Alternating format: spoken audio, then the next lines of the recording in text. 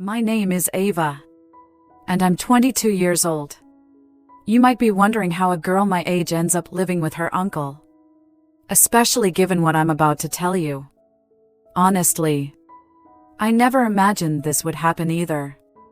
I'm studying graphic design, and most of my time is spent drawing, designing, and doing freelance work.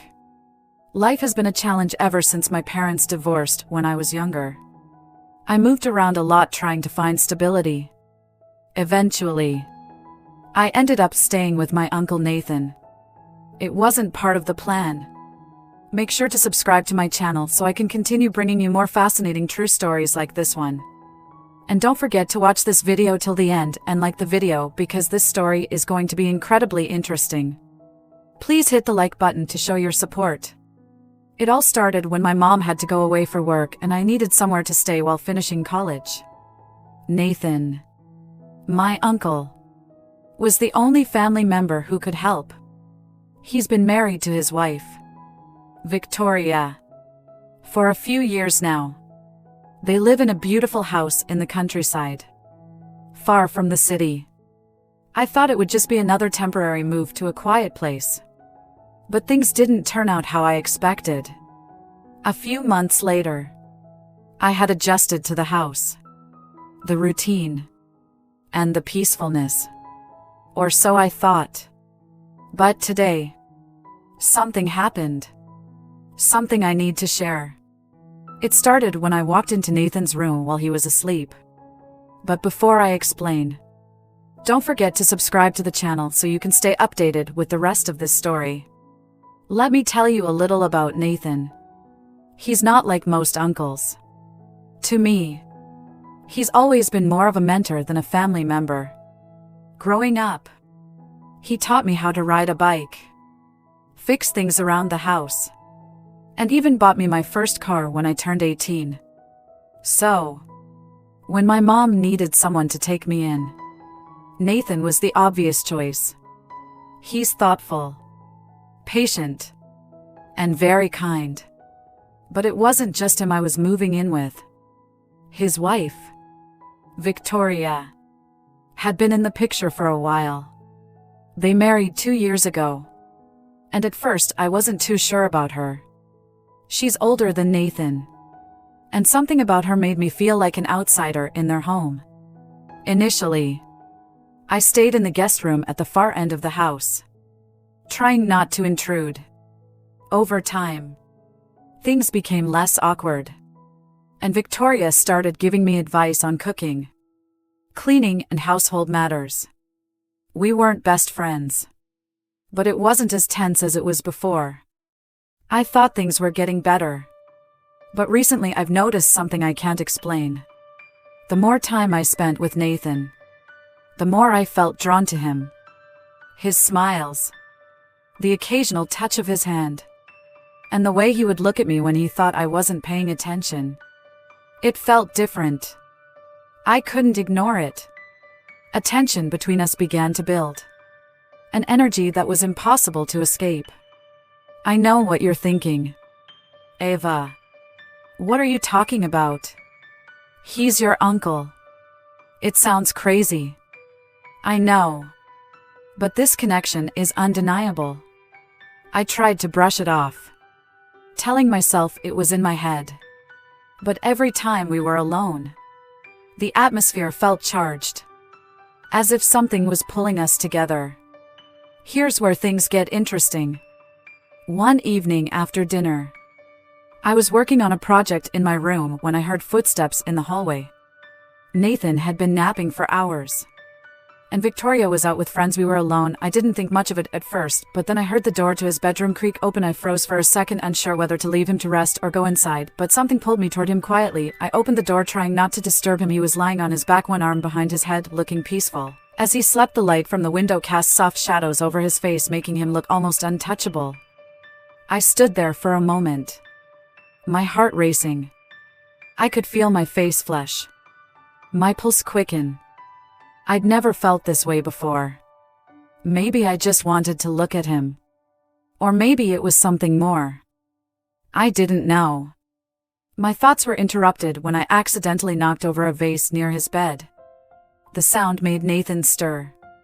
His eyes opened. And for a brief moment we locked gazes. There was confusion in his eyes. But something else, too. Something I couldn't quite name. He blinked a few times, trying to focus on me, then let out a groggy laugh. "Ava, what are you doing here?" he asked, his voice thick with sleep. My heart was racing as I struggled to find the right words. I didn't want to look like I was snooping, but I didn't know how to explain myself. My mouth went dry. I didn't mean to wake you," I stammered, feeling embarrassed. Nathan sat up slowly, rubbing his eyes. He smiled at me. The same kind, patient smile he always gave. But today there was something different in his eyes. Something that made my heart race. He studied me for a moment before speaking again. "It's okay," he said gently. "You know you can always talk to me. Ava, I'm here for you." I nodded, but my mind was spinning. I didn't know how to deal with this strange feeling. The room felt heavy, and I could feel my breath coming faster. I just wanted to talk. I whispered. Nathan's smile faded just a little, and I thought I saw a brief hesitation in his eyes before it vanished. He patted the bed next to him. "Come here. Then. You can always talk to me," he said warmly. I stood there for a moment, unsure, but something inside me pushed me forward. Without thinking, I sat next to him. The tension between us was thick, heavier than ever. I could feel the heat of his body next to mine, his cologne filling the air. We were so close that I could hear his breathing and feel the rise and fall of his chest with each breath. My heart raced again. And slowly, almost in slow motion, I looked up at him. Our faces were so close that I could feel his warmth. His gaze was soft, unsure, but there was something else. A spark that made my skin tingle. "Ava, are you okay?" Nathan asked gently. Before I could answer, I leaned in closer to him. My pulse was racing and my breath caught in my chest. I couldn't explain it, but everything felt so intense, as though the air itself was charged. Nathan didn't pull away. His eyes held mine with quiet intensity.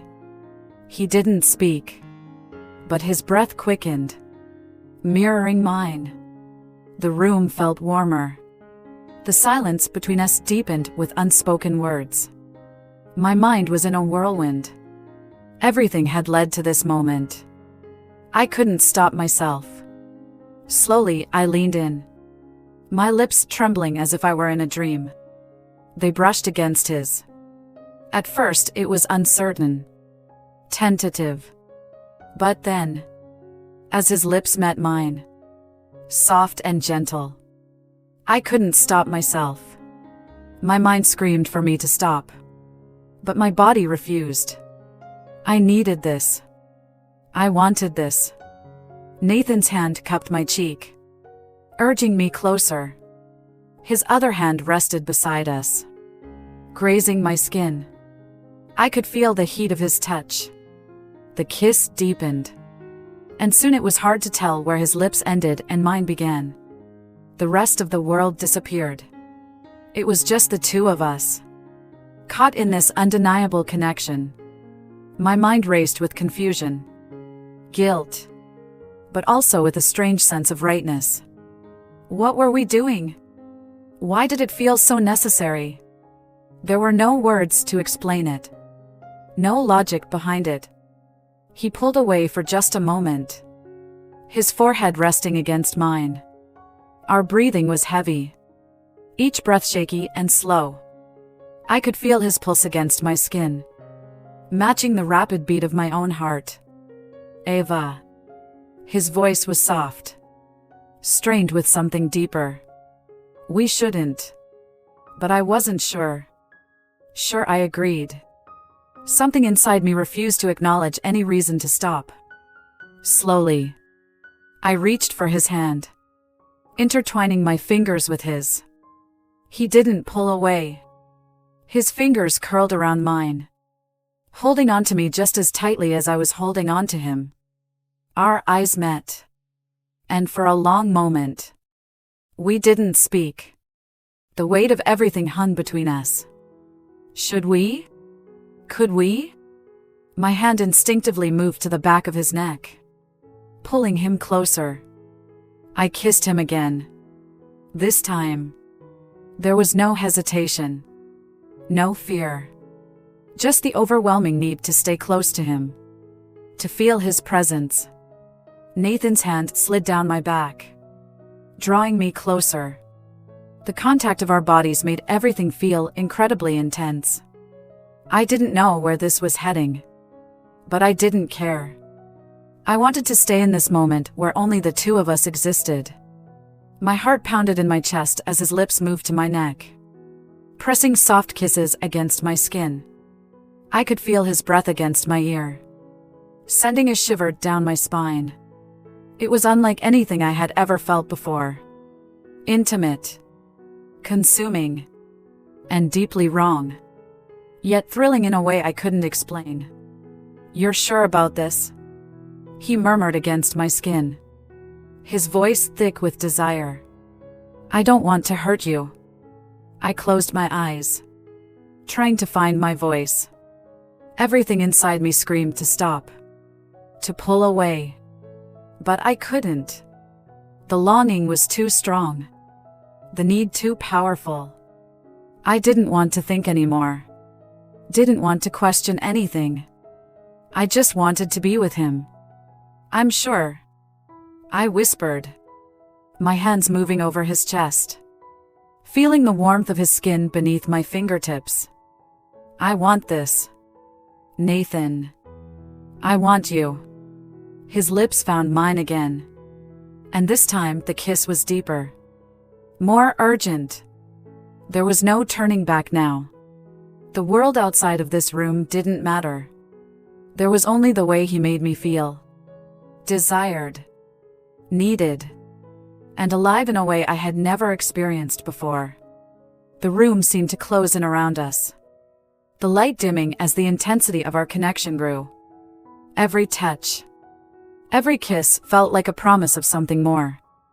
Something neither of us fully understood, but we're both ready to explore. I could feel his heartbeat steady against mine, syncing with the rhythm of my own. And even though part of me still fought against the reality of what was happening, a much larger part of me surrendered completely. It wasn't just kissing anymore. It was more than that. It was a connection I couldn't explain. A bond that went beyond words. "I've wanted this for so long," Nathan whispered, his breath warm against my lips. I could barely comprehend his words as my hands roamed over him, feeling the muscles beneath his skin, the heat of him, the way he responded to me. But there was no turning back now. There was only the pull between us drawing us closer, in a way neither of us had expected. Time seemed to stand still as we lost ourselves in each other, in the quiet rhythm of our kisses, the warmth of our touches. And for the first time everything felt right. In the stillness of the room we were no longer just uncle and niece. We were two people bound by something deeper, something more intense than anything I had ever known. The air between Nathan and me hung thick with tension. Neither of us moving, neither of us speaking. The silence was suddenly shattered by the sound of the front door opening downstairs. We froze. My heart raced, and I quickly pulled away from Nathan, panic flooding my chest. What had we just done? What was happening between us? The guilt washed over me, but it was mingled with something else. Desire I couldn't ignore. I felt trapped between the moment we had just shared and the reality that we were entangled in something we couldn't easily undo. Nathan didn't move right away. His eyes were locked on mine. But his expression was unreadable. I could feel the heat between us. The lingering closeness that hadn't yet dissipated. "Ava," he whispered. His voice strained. Before he could say anything more, the sound of footsteps echoed up the stairs. Nathan heard a voice I immediately recognized. My heart sank. It was Victoria. I quickly jumped off the bed. My breath quick and shallow. I didn't know what to do. My mind raced in every direction. But I couldn't think of a way out of this. Was I really going to face her after what had just happened? The door to Nathan's room creaked open. And there she was. Victoria. Standing in the doorway. Surprise written all over her face. Her eyes flickered between Nathan and me. Confusion crossing her features as she took in the scene. "Ava? Nathan? What's going on here?" she asked. Her voice uncertain. But there was something else. An intuition. Maybe. That told her something was wrong. I could feel the blood drain from my face. Victoria's presence was like a bucket of cold water. And in that moment, everything felt wrong. There was no way to explain this. No way to justify what had just happened between Nathan and me. My throat tightened as I struggled to find the words. We. I stammered, unsure of what to say. Nathan, now sitting on the bed, looked just as lost. His hand rubbed the back of his neck. Clearly embarrassed. Unsure how to explain it. Victoria's gaze moved from him to me. And there was an unspoken understanding between us. It was as if, in that single moment, everything shifted. Victoria knew something had happened. Something that shouldn't have. But her reaction wasn't what I expected. Instead of anger or disappointment, there was only a deep, unsettling sadness in her eyes. She stepped into the room, closing the door behind her. Her presence was commanding, and the room fell into an odd, tense silence, like the calm before a storm. "Ava, you need to understand something," Victoria said gently, her voice softer than I anticipated. "There's more to this than you realize. More than either of you understand." I looked at her, confusion flooding my mind. What did she mean? What more was there? The silence lingered even after Victoria left. Her words hung in the air, leaving a mark on both of us. Despite all the confusion, her calm understanding and offer of guidance gave me something unexpected. Hope. Victoria wasn't angry.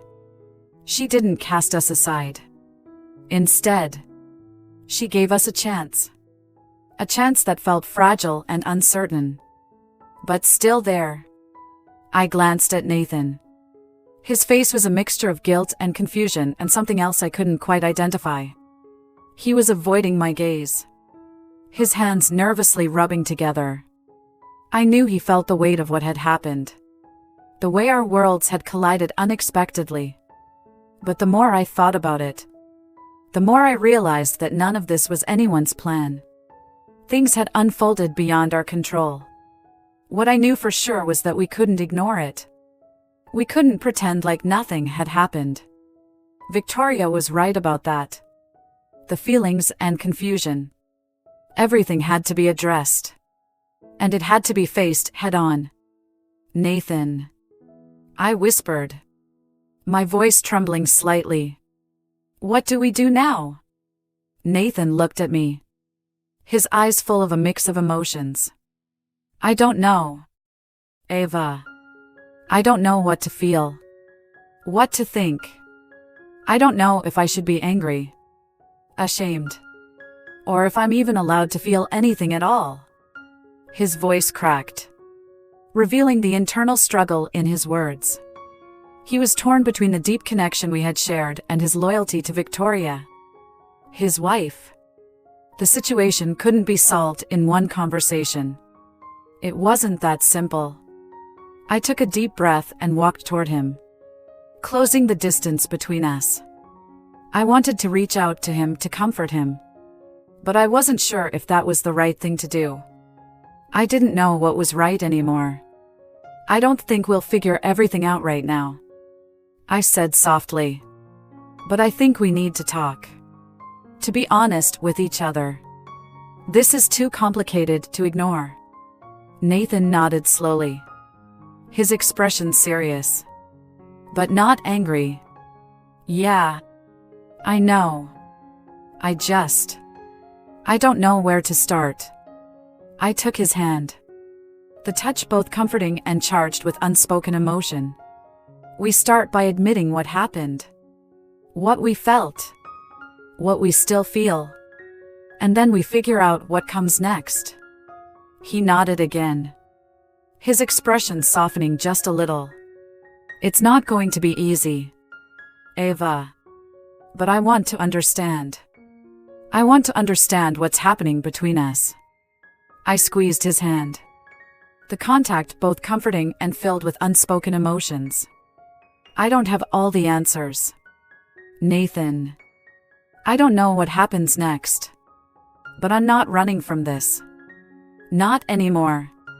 We sat in silence for a moment, both lost in thought, trying to make sense of everything that had happened. There was no clear way forward. No easy answers. The emotions. The confusion. It was all so overwhelming. But what Victoria had offered us was a lifeline. The space to face everything together. To confront the mess we had found ourselves in. I looked at Nathan again.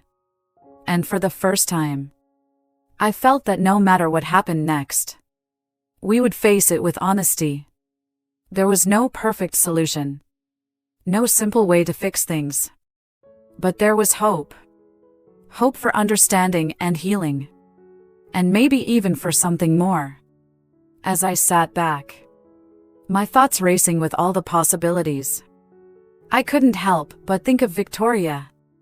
And what she had said, her calmness and her offer of understanding had opened up a door I didn't even know existed. She hadn't rejected us, she hadn't condemned us. Instead, she had given us room to breathe, room to process what had happened. But what would happen next? How would things unfold? If we admitted the depth of what we still felt, could we move forward, or would the weight of it all be too much? But those were questions for another time.